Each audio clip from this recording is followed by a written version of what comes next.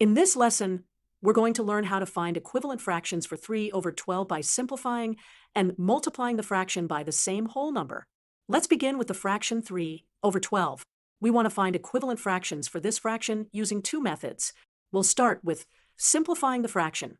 Simplifying a fraction means reducing it to its smallest form where the numerator and the denominator no longer share any common factors greater than 1.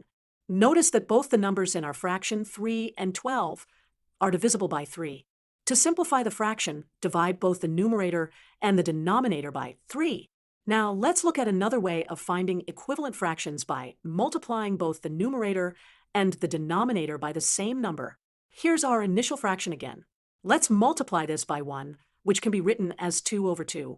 Notice how multiplying the fraction by 2 over 2 maintains the value, giving us an equivalent fraction of 6 over 24. Let's try multiplying by another number. Here's 3 over 12 again, and we'll multiply by 3 over 3 this time. Again, the fraction value is unchanged, resulting in an equivalent fraction of 9 over 36. Finding equivalent fractions is easy using these methods.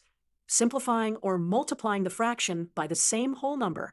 Experiment with other fractions and see how many equivalent forms you can create.